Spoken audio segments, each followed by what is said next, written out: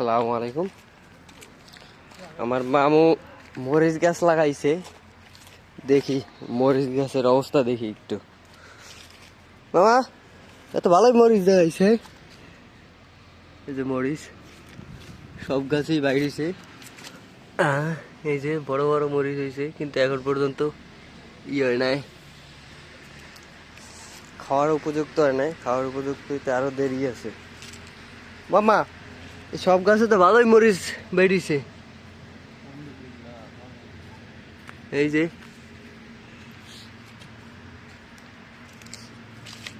এত সুন্দর মরিচ, এই যে গাছ পড়ে গেছে, এটা খাড়া করে দেওয়া লাগবো না? পাশে একটা কুটি গাড়ি খাড়া করে দিতে পেরেছে। ভালো মরিচ বেরিয়েছে মাশাআল্লাহ, আলহামদুলিল্লাহ। অল্প একটু জায়গার ভিতরে অনেক মরিচ গাছ লাগাইছে। মরিচ গাছগুলো ভালোই হয়েছে, দেখছেন কত সুন্দর সুন্দর মরিচ। হ্যাঁ, ছোট্ট একটু জায়গা কিন্তু ভালোই মরিচ বেরিয়েছে, এত সুন্দর মরিচ। এখানে মামা অনেক কষ্ট করছে, তার ফল হিসেবে এইটা পাইছে। এর মাধ্যমে বোঝা যায় যে কষ্ট করলে তার ফল অবশ্যই মিলবে। সেটার প্রমাণ হইল এই মরিচ গাছ। এখানে মানুষ মামার অনেক দূর দিয়ে গোবর সার আইনা দিছে। এই বাঁশ দিয়ে কি করবো মামা? এই বাঁশ দিয়ে ঠিক দিব, মানে তার পাশে বেড়া দিবা নাকি? মামা বাঁশ গাড়তেছে, বাঁশ দিয়ে বেড়া দিব। আর এই পাশে মনে হয় এটা ফরাস। এই যে ফরাস গাছ, আমি এইখানে এসে এই প্রথম দেখলাম ফরাস। এই নামটা আগে আমি কখনো শুনি নাই। সিমের মতন একেবারে গাছটা, কিন্তু জিনিসটা ফরাস। আশা করছি এটা যদি পাকে আপনাদের দেখাবো যে এটা কেমন জিনিসটা। এই যে প্রতিটা গাছে ফল বেরিয়েছে।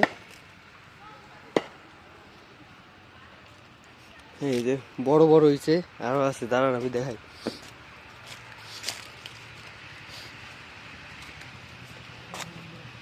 এই যে দেখুন, এখান দিয়ে দেখা যাইতেছে ভালো মতন। এই যে ফলটা অনেক সুন্দর ফল। এই ফলটা এখানে ডালের সাথে খায়, সবজি হিসেবে খায়, ভর্তা বানাই খায়, মানে সবকিছুর সাথেই খাওয়া যায় এই জিনিসটা। এই যে দেখুন প্রতিটা গাছে ফল বেরিয়েছে, বড়। বেশি লাগায় নাই, খুব কম লাগাইছে, অল্পের ভিতরে অনেক জমছে। এই যে এতটুক জায়গা, এর বড় ক্ষেত আছে, এর বড় ক্ষেতে আপনাদের একদিন নিয়ে যাবো। যে মামা এর বড় ক্ষেতটা হইছে আরো বেশি ফল বেরিয়েছে। হ্যাঁ ভিডিও করতেছি। এর বড় ক্ষেতটায় আপনাকে একদিন ঘুরতে নিয়ে যাবো। মামা লাগাইছে আরো বড় করে, এটা কেবল ছোট। এই মরিচ গাছ এখানে লাগাইছে, আর কোন জায়গা নাই। সাথে আবার সরিষাও দিছিল।